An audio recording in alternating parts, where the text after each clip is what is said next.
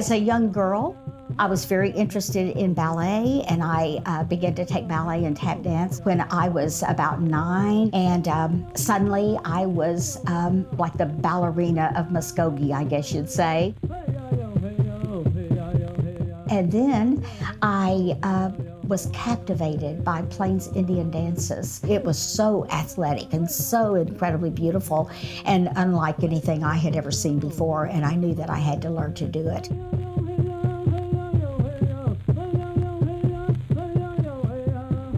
My own father, he learned all of those songs so that he could sing for me. Many times I would practice in our living room. Quite wonderful memories.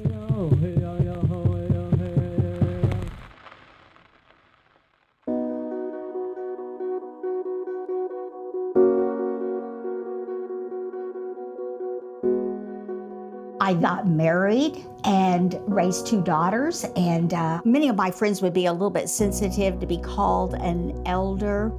But in the Cherokee Nation and in our tradition, it is really an honor. I'm 80, and I'm happy and proud to be. And I also have in my DNA the spirit of happiness. I can't get away from it. I come from a long line of Oklahomans. I am a descendant of Sequoia. My daddy was pure-blood Cherokee. I thought everybody cooked squirrel out in the backyard, you know. I thought everybody had wild onion dinner. It was who I was. It was what I was. I never had to become that. From the time that I could remember anything, that was what I was. My mother was a school teacher. I'm an only child. I always played with the guys in my neighborhood. I mean, when I was a child, I could climb a tree higher, I could run faster, you name it, and I could outdo the guys, always. Bacone College is in Muskogee, and their Indian club performed before me on a program. I love that drum, I love that song, all the songs. And then Jack A&Q, who was the specialty dancer for the club, he and his partner, Garcia, they did the Eagle Dance, and you do it in 2s. And it was so beautiful, and it depicts, you know, the Creator's word to us on the wings of an eagle. And I truly was blessed to be standing backstage there. And once I saw those dances, I knew I wanted to try them. What I didn't realize was they were Plains Indians and I was Cherokee. Those were not my traditional dances. We do stomp dancing and that kind of thing.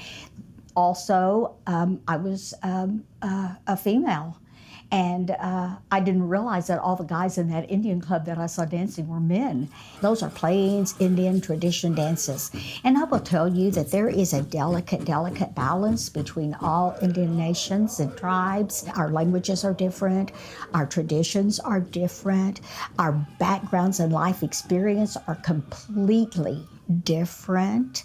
And I think that there would be people that might, you know, feel that I should have never done those dances, you know, and I recognize that and I value their opinion. But I have done it always with my heart in the right place, valuing and treasuring everything of it. And my body just wanted to have a spiritual awakening, I will tell you, to do traditional Indian dancing.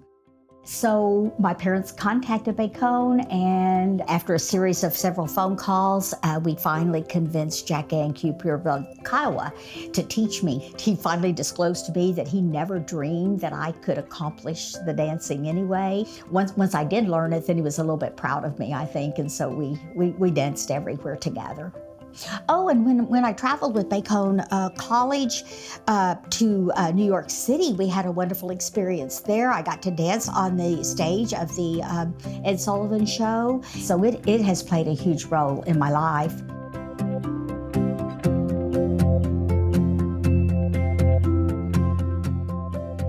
And these hoops were made by my father, and he became the official hoop maker in Oklahoma. Every one of these dances has its own song. Hey ya, hey ya, hey ya, hey ya. That's hoop dance song. The hoop dance is probably the most intricate of the dances, and I would say requires more skill and dexterity. And, the early days, they say that was the time that a young man was becoming a teenager and growing, and he was developing through those hoops, And now they do it a little bit more as a dance to exhibit it. And out of the hoops, they make the world, and they make other kinds of things.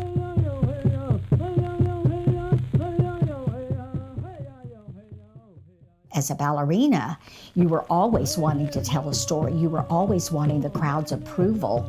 That was a part of the whole thing, the process. But it was interesting to learn then when I danced at my first few powwows.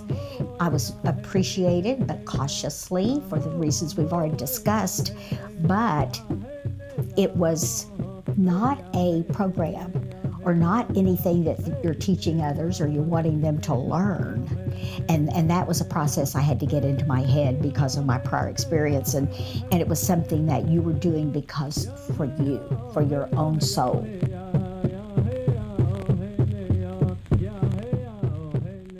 During all those contests and during all those powwows and expositions, there were only 3 or 4 females that were dancing at that time. We didn't know we were breaking such new ground, or certainly I was, being a Cherokee, because all the others were Plains tribes.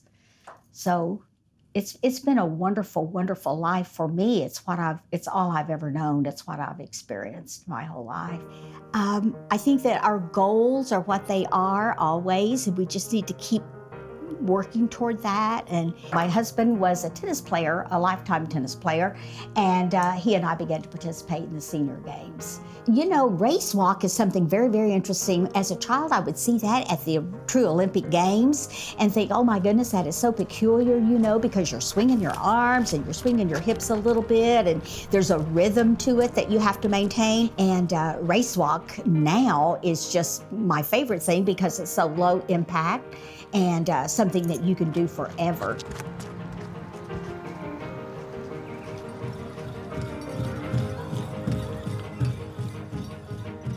Every day of the world, when I wake up, I go, I choose to be what I am, and I choose to be happy. I choose to have a goal today.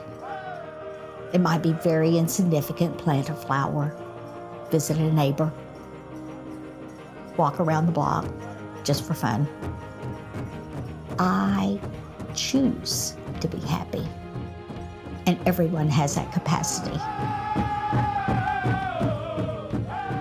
I feel like that it's very important that we do it, and we share these stories, and we share our life's experiences, and we make everyone recognize that they have the ability to do anything. We limit ourselves only when we limit ourselves.